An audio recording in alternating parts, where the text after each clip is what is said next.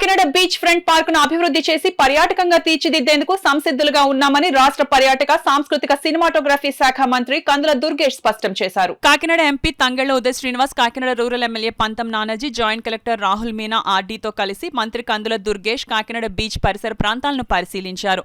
స్థానికంగా పర్యాటక అభివృద్ధి కోసం తీసుకోవాల్సిన చర్యలను అధికారులను అడిగి తెలుసుకున్నారు. ఈ సందర్భంగా మంత్రి కందుల దుర్గేష్ మాట్లాడుతూ ఎంతో అద్భుతమైన సముద్రం ఒకవైపు, పక్కనే ఆనుకుని బ్యాక్ వాటర్ తో కూడిన ఫ్రాక్ మరోవైపు, సమీపంలోని పచ్చదనంతో కలిపి సుందరమైన ప్రాంతంగా కాకినాడ బీచ్ పర్యాటకులను ఆకర్షిస్తుందన్నారు. ఈ నేపథ్యంలో కాకినాడ బీచ్ ప్రాంతంలో పర్యటిస్తున్నామన్నారు. జనవరి నాటికి కాకినాడ బీచ్ ప్రాంతంలో బీచ్ ఫెస్టివల్ నిర్వహించేందుకు సన్నాహాలు చేస్తున్నామని మంత్రి కందుల దుర్గేష్ వెల్లడించారు. పిఠాపురంలోని యు కొత్తపల్లిలో state institute of hotel management సందర్శించిన అనంతరం మంత్రి కందుల దుర్గేష్ మాట్లాడుతూ గత పాలకులకు చిత్తశుద్ధి లేకపోవడం, న్యాయపరమైన సమస్యలతో మంచి ఉద్దేశ్యంతో కేంద్ర ప్రభుత్వ నిధులతో నిర్మించి ప్రారంభించిన state institute of hotel management నిర్వీర్యమైందన్నారు.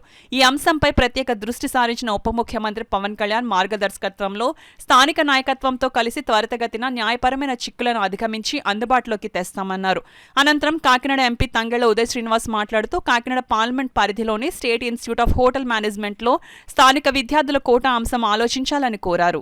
పర్యటనలో స్థానిక MP Thangella Uday Srinivas, Kakinada rural MLA Pantham Nanaji, joint collector Rahul Meena, RD Swaminaidu, OSD Chaitra Varshini, జిల్లా పర్యాటక శాఖ అధికారి పోసయ్య తదితరులు పాల్గొన్నారు. అందులో భాగంగానే వాళ్ళు దీన్ని విజిట్ చేయడం జరుగుతుంది.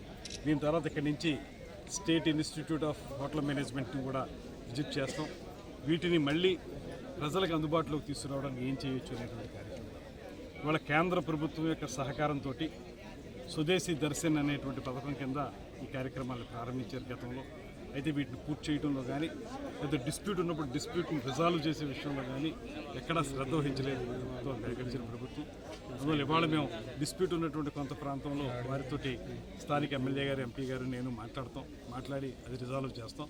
దాంతోపాటు ఇక్కడ పూర్తిగా 16 రూములు రెడీ చేసి ఉంచారు. వాటన్నిటిని కూడా ఫంక్షనల్ చేసేదానికి, దాంతోపాటు అంతవరకు పరిమితం కాకుండా ఈ వాటర్ స్పోర్ట్స్ని డెవలప్ చేయడం, అదేవిధంగా బీచ్ ఫెస్టివల్ని ఇంతకుముందు జరిగేవి ఈ మధ్యకాలంలో పూర్తిగా చేయలేదు. ఆ బీచ్ ఫెస్టివల్ని కూడా జనవరి సీజన్ జనవరిలో బీచ్ ఫెస్టివల్ చేయడానికి కూడా ప్లాన్ చేస్తా ఉన్నాం.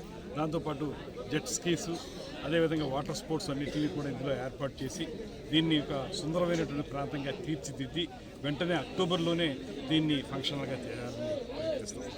దాంట్లో భాగంగానే అక్టోబర్ 1, 2 వారాల్లోనే దీన్ని మొత్తంగా పర్యాటకులకు ఉపయోగపడే విధంగా రూపుదిద్దడం ప్రారంభిస్తాం.